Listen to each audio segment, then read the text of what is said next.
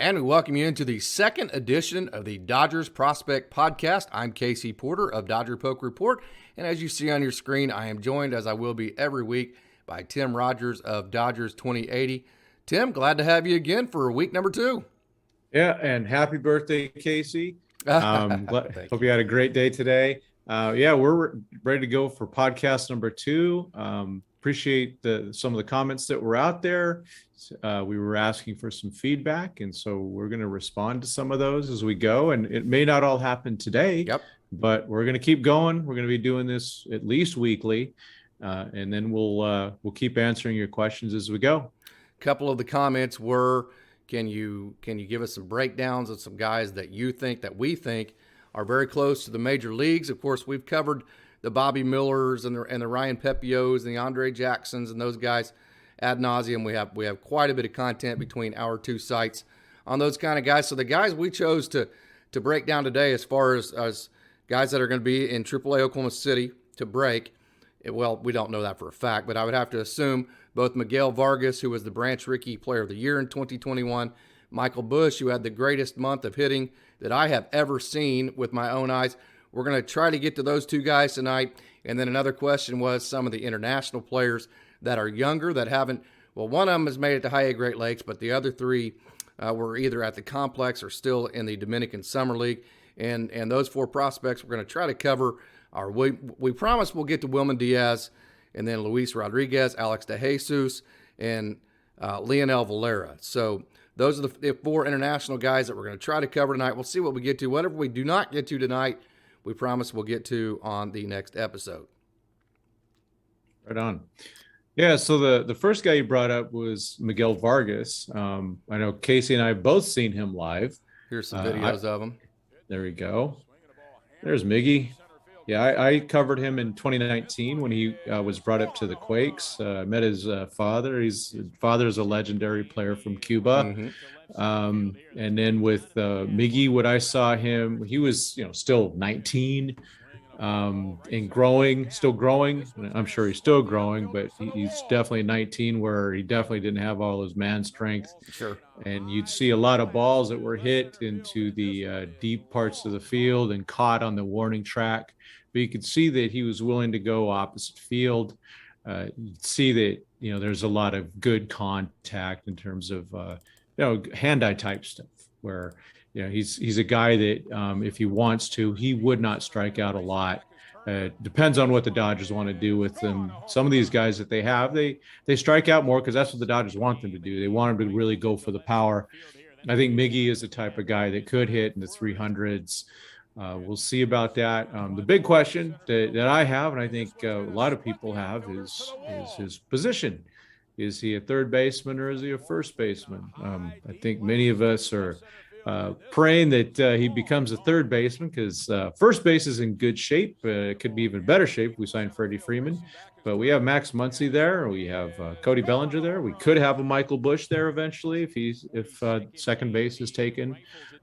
So we really like we like Lux, but we would like Vargas to be at third baseman, because JT he's getting up there and he's slowing down, and we don't, he's not going to be an everyday ball player forever, despite our wishes. So what are your thoughts, Casey, on what you've seen of Vargas? Miguel Vargas, Branch Rickey Player of the Year, 314. He led AA Central in average, and Justin Yurchek actually hit about 50 points higher than he did, but did not have enough AA at-bats to qualify for being the AA Central hitting champion, because he came up from Great Lakes later in the season. Got a chance to see Miguel quite a bit this summer. The thing right there, you saw that video, what he does so well is that he stays inside the baseball. He goes the other way with the ball. Matter of fact, most of the times, even with that pitch that you saw that him pull the ball over the left field wall for a home run, it's still an inside-out swing. Inside-out swings are very good against, you see that swing right there, how he's able to take that inside and low pitch and still hit that ball straight up the middle, and that one particularly for a home run. And there's another one, low and outside, and because he has an inside-out swing, he tends to pull the outside pitches and hit the inside pitches the other way, like you saw just on that exact pitch. And so for that very reason, you know how pitchers sometimes pitch hitters backwards? Well, hitters sometimes approach pitchers backwards. And so Miguel Vargas is that hitter that's exactly backwards for a pitcher. and you think he made a great pitch on the inside half with 2 strikes, and he just fights that thing off and he fouls it off, and then he'll just dump one into right field. You think you deposited that slider on the outer half like that pitch that we just saw in that video, and then he just deposits it into left center field. So I don't want to say that he goes with the pitch, because although it would seem that way, just simply because his splits are good as far as his pull percentage, his oppo percentage. What he does is he inside outs the inside pitch, which makes it impossible to get to him with 2 strikes, and he's able to pull that outside pitch whenever he's looking to add a little bit of power to his game. He hits a lot of doubles. He is certainly a what I consider a gap-to-gap hitter. I don't think he's going to be like a 30, 35, 40 home run guy, but I do think he can be a guy like Justin Yurchek, who doesn't hit a whole lot of home runs, but then you look and his OPS is bumping almost 900. And so I think he can be that guy, because I think he can hit a lot of doubles inside the gaps defensively. I think I don't think he profiles at all at first base. I think the Dodgers have Ryan Noda if they need him there. They have Devin Mann if they need him there. They have Michael Busch if they need him there. They have Brandon Lewis, who hit 30 home runs with High A Great Lakes, if they need him there. That's on top of Matt Beatty. That's on top if you need Cody Bellinger, Max Muncy, and that's on top of if you go get a Freddie Freeman. So I don't see Miguel Vargas profiling at all as a first baseman. I could see him possibly as a second baseman. The Drillers used him quite a bit at second base. I think maybe quite a bit's saying a little bit too much. He played mostly third base, did play some first base, but I think it's all in third base. And not because necessarily that's the position that he's best at. That's the position that, as you mentioned a minute ago, he's needed the most. So I think it's all in, third base or not, for Miguel Vargas. And so I just think he needs to play there and play there every day and continue to develop, which is, I think a guy that the Dodgers fans are underrating. I got to see him quite a bit as a guy that was hurt last year, in Edwin Rios, who I can just tell you, he has power like it's unbelievable the power he has. Now, he has a lot of swing and miss, but he has the power, he has the big body, he has the strong arm. So Miguel Vargas, I do think from time to time I think he's going to start in AAA. I don't know that, but I do think he's going to have a chance to move up maybe weeks at a time in spots of the season if we ever get to play, to where the Dodgers maybe are looking for a little bit of offense or a spark or something like that. But I do not think he is immediately close to being an everyday player at third base at the big level at this point. Would that be fair? Yeah, I think that's fair. I think his real window comes either in 2023 or 2024 in terms of locking down that position. And I think it really is going to come upon him and how bad he wants it and how hard he's going to end up spending time on defense. I know with some players, they like to work on the things that they're good at. And so Miggy's a good hitter. So hopefully he continues to work on the defense. And it's interesting you saw him at second. I'd seen the box scores that said he was in second. I'd forgotten about that. How did he actually look at second base? He profiles as far as the Dodgers organization. I think at best case scenario, I think he's an everyday first baseman. I think he can give you kind of like a Max Muncy, give you a third base every now and then. I think from the simple fact that the Dodgers more so need a third baseman at this point, he's going to have the chance to continue to develop at that position each and every day. So I hate to do this, and I don't do it very often, but I'm going to pass on that for right now as far as being able to evaluate him as a third baseman. I think we'll know a whole lot more this time next year. Does that make sense? Because he's going to have I think he was good there, but I think we need another year to let him develop over there and to see the kind of skills, because, that's a position where you need, left side of the infield, I know you need some power at third base, but one thing that gets totally underrated by Justin Turner or about Justin Turner is his defense. So, he's a very good defensive player. And so that's a position to where you have to have a guy that's very good, that has the strong arm, that can go behind the bag, make the long throw, be accurate, be able to go around the horn with it, and be a guy that can come in on bunts or swinging base hits and throw across the body and make outs. So I think we'll know a lot more this time next year than we do right now. But Miguel Vargas, no doubt about it, certainly has that hit tool.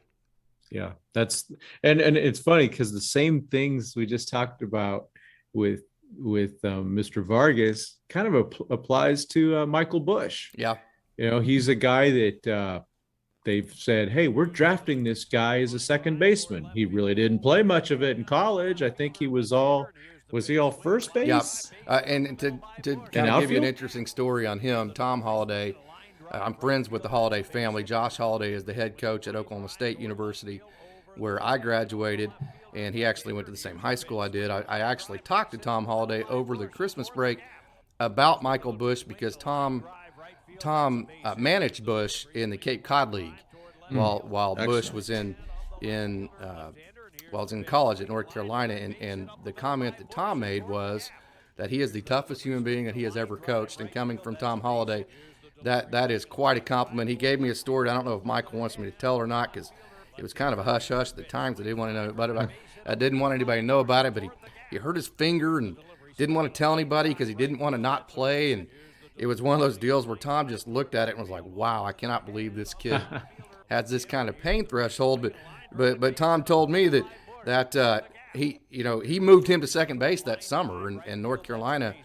The way the story goes was like, okay, well, good. Now we've made him versatile. I don't think they necessarily – now, don't quote me on this. This is all, it's firsthand in the sense that it was a conversation I had this summer, but I have not talked to anybody from North Carolina, so take that for what it's worth. But I think they had full intentions of keeping him at first base, and he just continued to get better in the Cape Cod League at second base, came back and played a little bit for the Tar Heels, but really profiled as a first baseman. But when you see in his swing, he is much like Miguel Vargas. He is definitely a lower launch angle line drive hitter that's going to hit a lot of these right here. A lot of those just hard line drives for base hits, a lot of those doubles to the opposite field gap that are lower on the launch angles. So that profile's no doubt about it.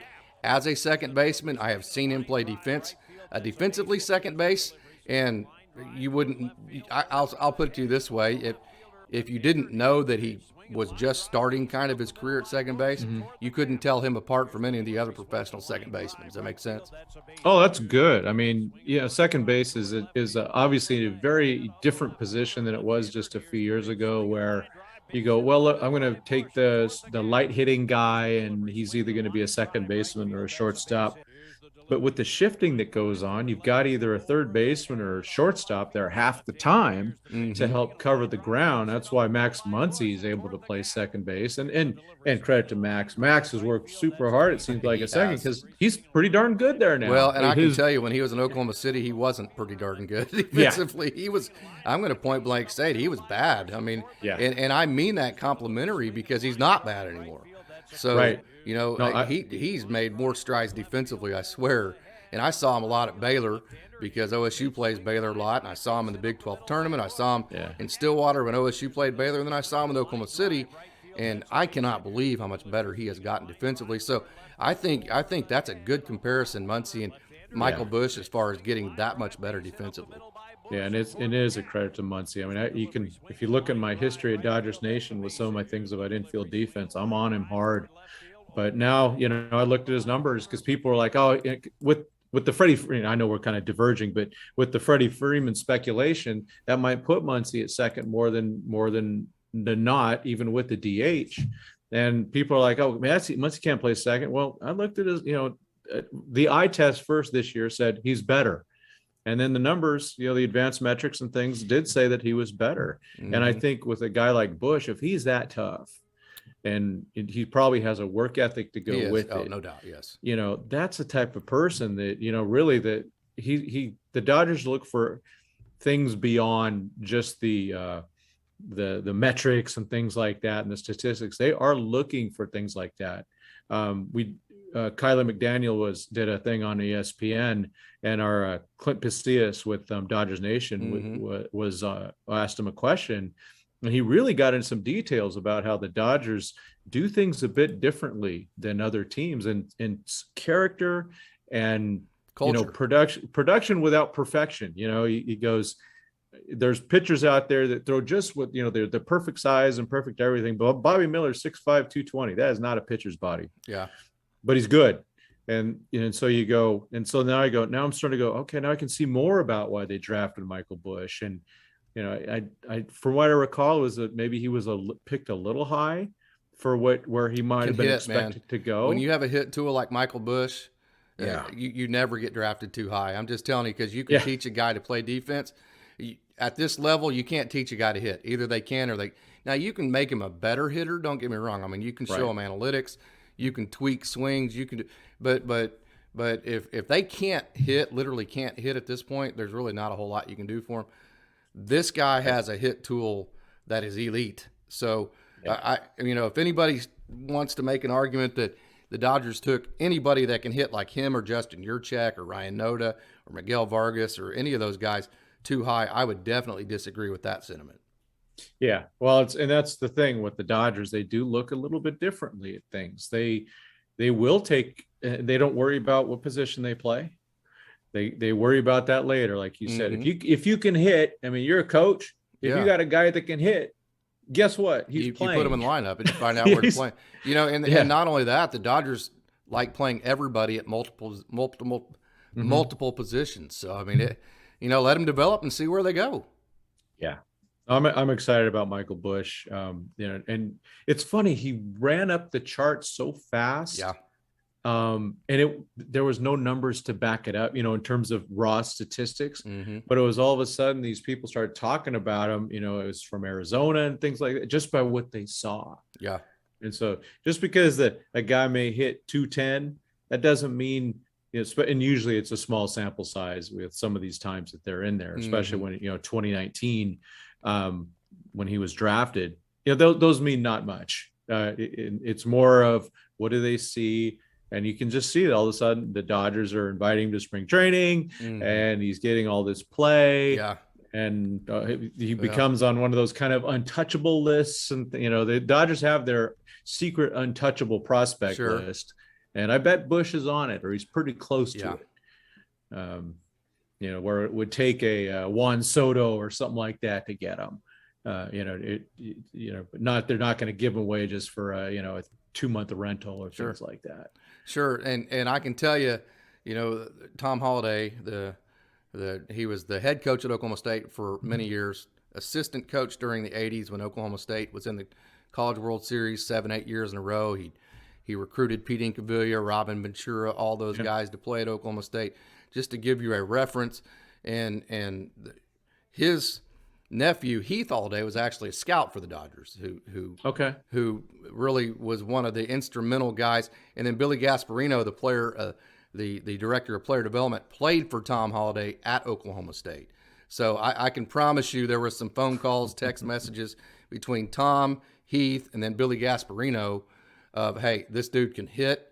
I don't care where you think you're going to play him, but just pick them up and figure out how to play them somewhere. So I think that's really probably where the whole shebang got started, as far as the Dodgers really seeing what this kid was capable of. And then they also had an inside track of the type of person he was, the type of work ethic he had, the type of culture he brings, and then just the toughness, both physically and mentally. So the Dodgers, they knew what they were getting with him. Michael Busch, just to kind of finish off his conversation, had the most incredible September I've ever seen of any professional hitter. He had .413. He had an OPS of 1.230, and he had multiple hits in exactly half the games in September. He was hitting like 220 or 230 sometime in July, and ended up just absolutely getting smoking hot like I've never. Now, Devin Mann hit multiple home runs in 7 games in a row during that stretch too. That was impressive.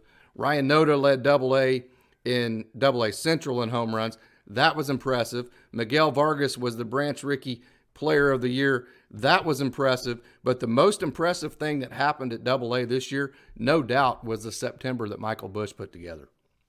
Man, just you kind of rattling off those names, that future, it's looking good, man. Yeah, man. Tulsa was. I wish I could have got. I was really wanted to get out there, just didn't quite work out. just to see what goes on in Tulsa and OKC. But man, it sounds like they're going to all be OKC. Yeah. Hopefully Noda is not drafted in the Rule Yeah, the 5. Rule 5 That's or for several sure. of them. Yeah. Yeah, Yeah. I saw a note. I don't know if you saw it. There was a note out there that some teams are locking at their spring trainings because the kids are still reporting the non-40 man. Yeah. I talked to Some a teams couple are of them just a couple days yes. ago. Yeah. Some teams are locking out scouts from other organizations because of the Rule 5 draft. Yeah. Right.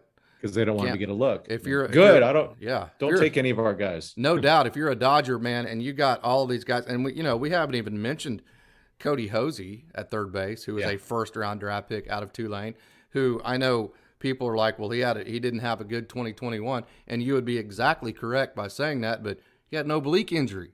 Try hitting double A pitching in a lot of ways is at all professional levels the toughest pitching to hit because you're definitely facing major league stuff. I mean, you're facing 95 to 98 with the fastball. You're facing the sliders. You're facing the changeups.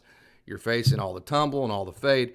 But yet you're also facing guys that don't control the ball as well. So there's you don't know where it's going to end up. You just can't get a great scouting report. Hey, what does this guy have? Well, what inning are we talking about, right? Yeah. So in a lot of ways, Double A is the hardest. If you can hit in Double A, you can hit in the major leagues. I can promise you that. So right. So and I say that to say that Cody Hosey, he's another third baseman, big toolsy guy. That was a first-round draft pick out of Tulane.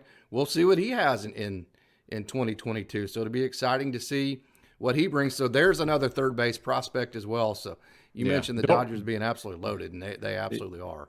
Yeah, don't write off 22-year-olds. Yeah, no. Well, and another one of those guys we're going to talk about tonight here in a little bit that I think projects probably as a third baseman. Don't quote me on that. We're just all stabbing it.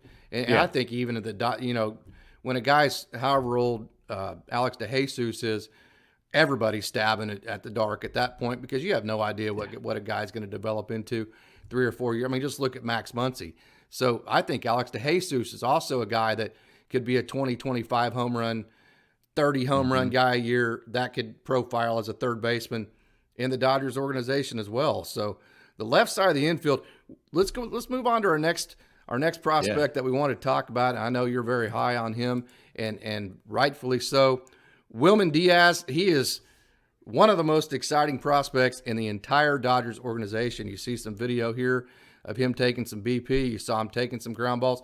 The thing that's most exciting about him, Tim, he ran a 6.4 40 for a shortstop. That is fantastic.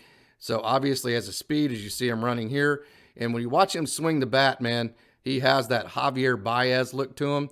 So I think he's going to have that Javier Baez type pizzazz, the Javier Baez type power. Look at that as he generates it. But he's also going to have the 6.4 40 speed and be a speed demon up the middle, kind of like a Gavin Lux type speed thing. So this kid is super exciting. I cannot tell you how exciting of a prospect Wilman Diaz is.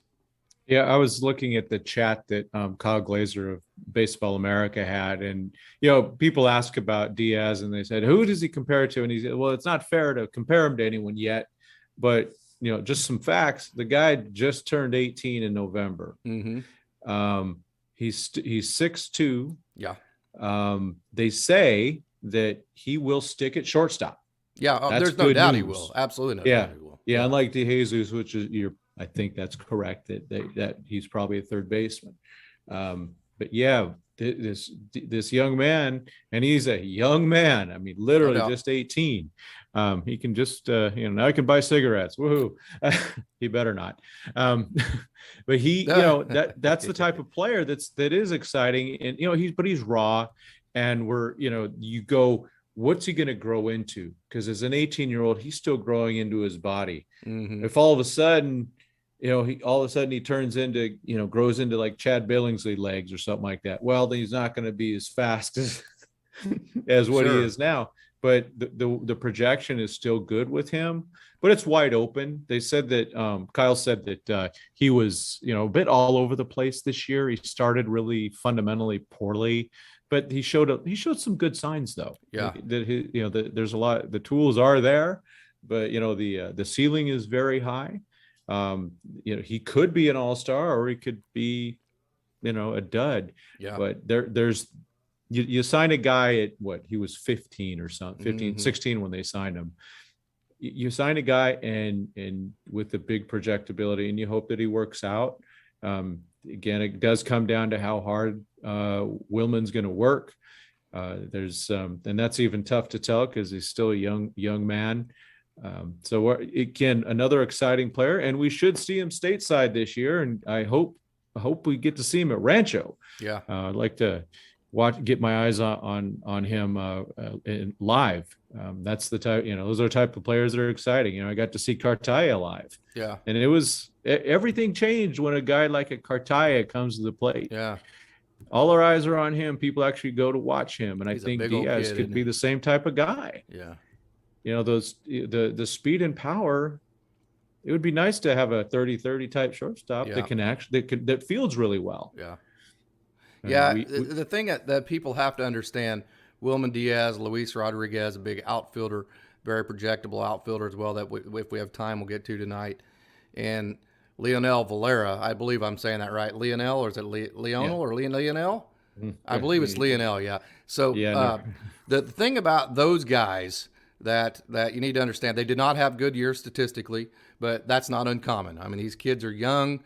They still have major holes in their swing, and for the first time, and I say that to say everybody does at a young age, because whenever you grow up and you're as talented as these guys are, you're able to overpower all your competition. You don't have to get rid of your holes until you get into a Dominican summer league setting, till you get into a rookie ball setting or low A or high A. So these guys, I know one of the things that was asked of us is the stats for them. It's irrelevant as far as I'm concerned, because these guys are going through growth periods as far as refining their swings, removing holes, trying to figure out what kind of player they want to be. And so from that perspective, I don't think statistics as far as batting average, maybe home runs, maybe OPS, you could look at it a little bit, but I don't think any of that can be evaluated till you get to high A Great Lakes and you start seeing what the guy's body has developed into, and the work ethic that they put into it, the culture that they bring with them. I think as far as statistics go, you need to wait till at least then to evaluate what you have and then go from there. But from a projectability situation, this kid, he reminds me of all the good things that Gavin Lux brings, the speed and the great defense, but he reminds me of an Alex Rodriguez type frame with a Javier Baez type offensive approach. So if you could throw all of those three guys together, in my opinion, that's the projection of William Diaz if he continues to grow. Yeah.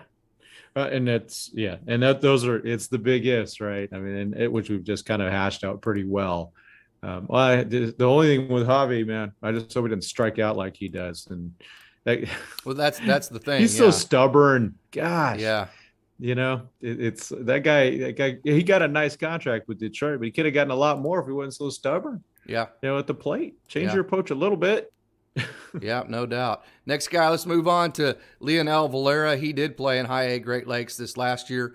Didn't have a great batting average. Another one of those big guys that is one of those big frames that, as you can see in this video, looks almost exactly like Alex Rodriguez as far as his frame and the way that he sets up offensively, really his bat path, that all of it, to me, I don't know. I have never talked to him, but it emulates a lot of what Alex Rodriguez tried to do. So a big guy in Leonel Valera. Let me go ahead and get this.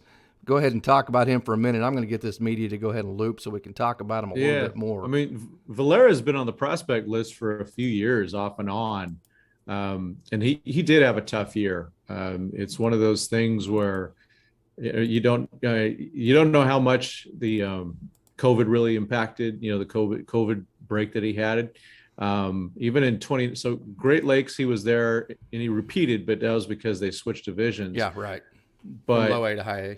Yeah, he actually stepped down a little bit in terms of numbers, not by a ton. That was from 2019 to 2021. I mean, I still feel terrible for these guys. See, that's that high A Great Lakes that I'm talking about. Until they get to high A and really even double A, I just don't think statistics are anything to measure off of.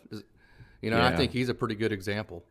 Well, but you did, it's a couple things to look at. He did have some pop this year, though. He had 16 bombs in 362 at bats. However, in 362 at bats, he had 148 strikeouts. Yeah, that's alarming.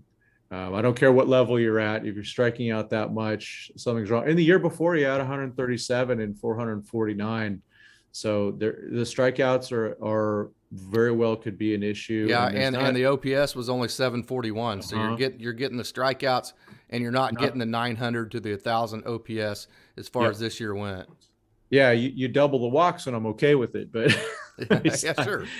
He's not getting that. So, and he's actually a player that they left off the 40-man. He is subject to the Rule 5. I don't think anyone's going to take him because if you take a guy like that and move him from high A to the majors for the whole year, that'd be terrible for him.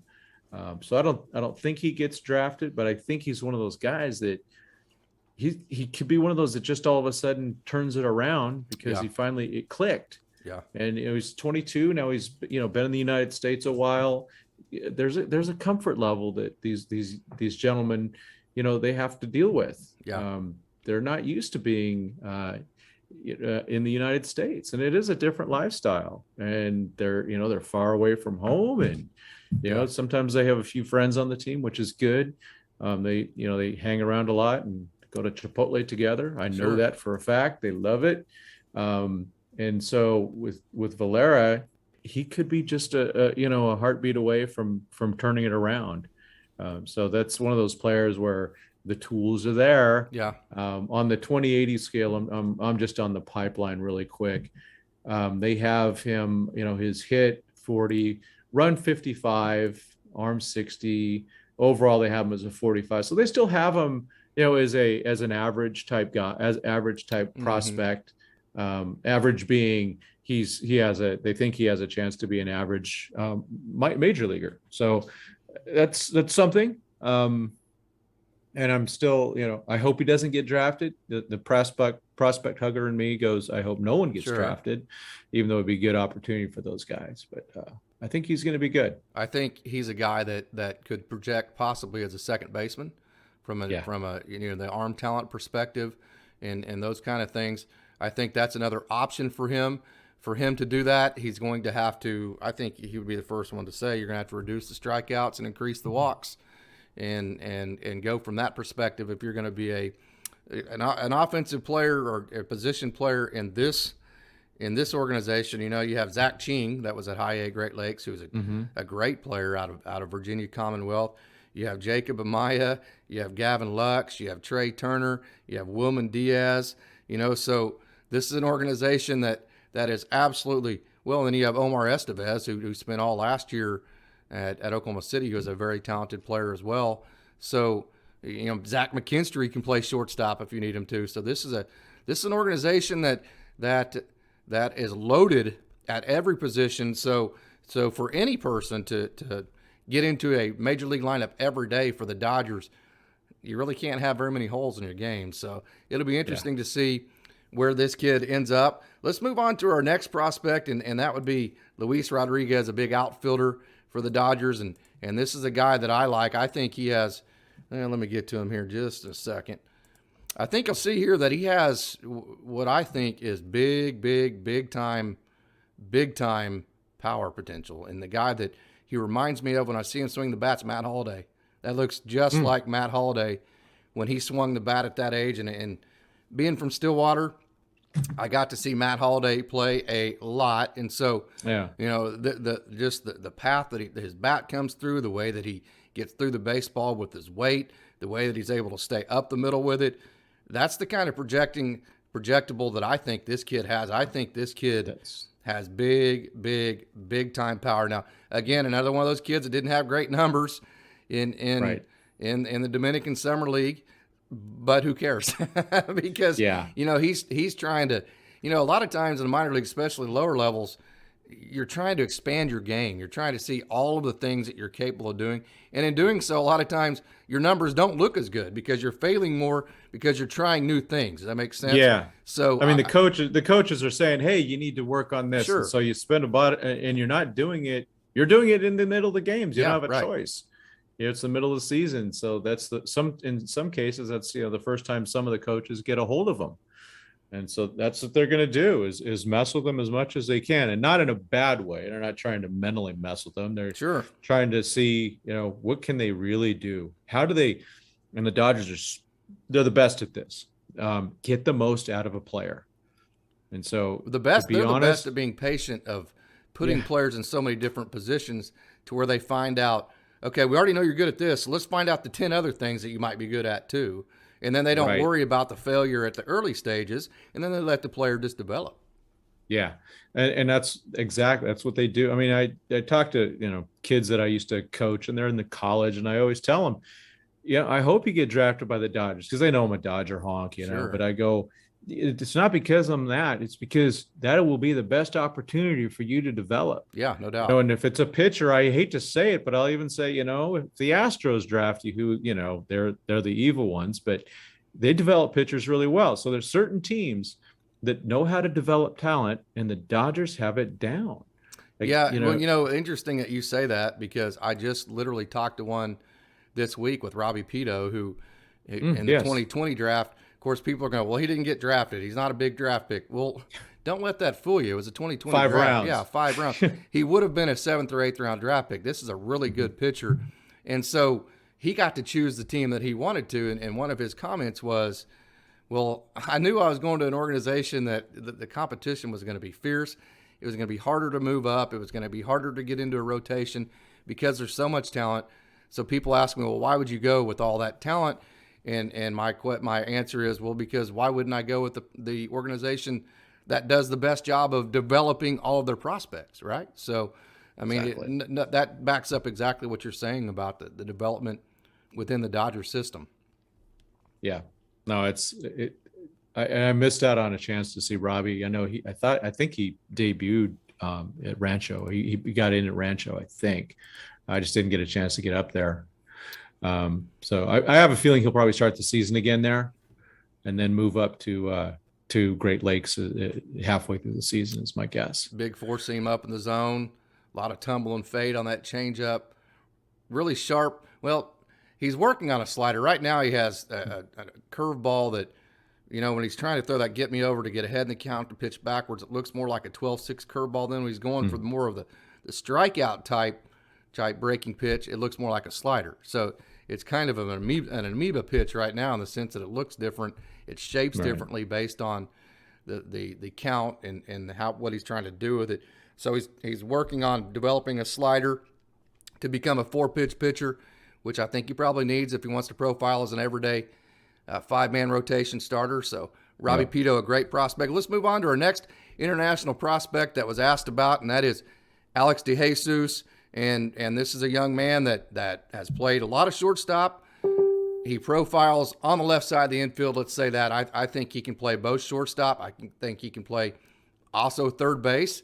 But with all the shortstops in the organization, with Justin Turner and, getting a little bit older, I think the Dodgers are going to give him every chance to see what he can do at third base.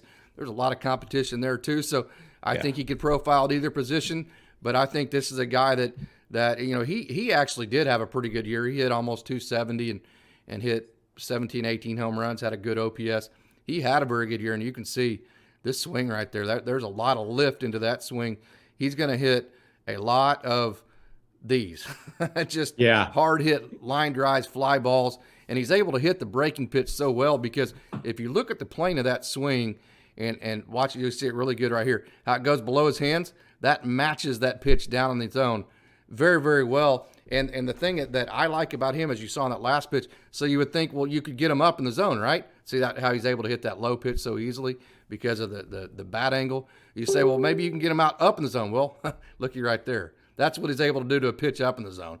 He's able to hit that pitch as well. So I just don't see any holes in this guy offensively, and he is a guy that is just absolutely super exciting. Well, fortunately, you don't have any of his stuff from the beginning of the season because he was bad. He really struggled. In fact, his struggle so much it enabled Eddie's Leonard to start getting more playing Right. time. But the good news, the fact that DeJesus got up to the 270 is a miracle. I mean, the guy was under 200 for quite a while, and it wasn't 200 because he just hit bad luck. No, he was struggling. But in it, reading from Glazer here again, he put in the work. Yeah. And he rebounded. So that goes Failure back will to do that that character to you. thing. Huh? Failure will do that to you. Yeah, well, it can't. It's Yeah. it's going to build you or it's going to tear you down. And so they think that that he has improved. He did, lost some quote ratings and all this with all these lists, but they're just looking at what they have. But the fact that he just did that a 180. Yeah. And I was afraid that, it's like, shoot, man, they're going to send him back to Arizona or something like that. That was how tough he was having it. Yeah. But he came around, there wasn't any, I never, again, I wasn't in the dugout this year because of the whole COVID thing, but that's where we take pictures from. Sure. But I didn't see any bad behavior or anything like that. He just kept grinding away. And it's a real, I look at those guys that rebound like that and you just go, you can't help become a little bit more of a fan and root a little bit harder for that type of they have the grind factor. That's what I call it. Yes. Just the everyday grind factor. Hey, this is a game of failure. How do you deal with that? What is your process for showing up the next day, continuing to work, not knowing when it's going to pay off for you? How do you deal with that grind process? And obviously he showed he's able to do that. Yeah, and hats off to the kid. And he'll be he's going to start surprising some people. It'll be interesting to see though when they move him off shortstop. Yeah, if they do. But I think with Leonard is a better shortstop than he is right now. And that's a guy we've missed off the depth charts. Yeah, but sure. Yeah, that's another really good one. We'll get to him next week and break him down. But those are the 4 international players we wanted to get to this evening. Hey, any other thoughts you have? I know we've taken a lot of people's time here, so probably time to wrap this up, isn't it? Yeah, it is. And, again, same thing. We want to know what you guys want to talk about. I appreciate the comments we did get, and it did help us shape our show. We enjoy this. I will also be making an appearance probably Tuesday with Dodgers Nation. And I know that it's tough to keep up with the output of Casey on his Dodger Poke Report. So what do you got coming up, Casey, on your site? We just had Lyle Lockhart Jr., who was the #1 starter for Arkansas in 2021, I should say, on a team that was ranked #1 for most of the year. And they were the favorites to win the College World Series. They did not. They got beat by that awesome NC State team. If you remember the great run they had before they got COVIDed out of the College World Series. He was the #1 starter, transferred from Houston. So just released his story on Thursday. Awesome story. Got an interview with him. Awesome dude. He had an awesome career. So very well worth taking a peek at that, and then releasing tomorrow morning. We talked about him a minute ago, but 2020 undrafted free agent signee Robbie Pito, who, like I said, would have been a 7th or 8th round draft pick, and Pito was kind enough to join me on an interview. And interesting story about him. He went to the State College of Florida, which used to be Manatee Community College, the same community college that High A Great Lakes manager Austin Chubb played his college baseball at. And then he transferred. Then he transferred over to Stetson, where he had a great career. And then, got drafted twice. Got drafted out of high school, then got drafted after his redshirt sophomore year, turned both of those down, and then signed as an undrafted free agent in the 2020 season. So he has a crazy story. Go to Dodger Poke Report tomorrow and read all about that. Awesome interview with him. So, yeah, that's what Dodger Poke has coming up this week. And then in the middle of the week, I'm talking to Ryan January, catcher in the Dodgers organization. Yes. So very excited about that. They got him from the Diamondbacks at the end of last year or something like that. Yep. Yeah. Very exciting. Well, hey, is that he's a lefty swinger, right? Yep. Okay, cool. All right. Yeah, that's all we got. Okay, well, that's a wrap. Yes. And so until next week, for Tim Rogers of Dodgers 2080, I'm Casey Porter. And as always, thank you for tuning in, and go Dodgers.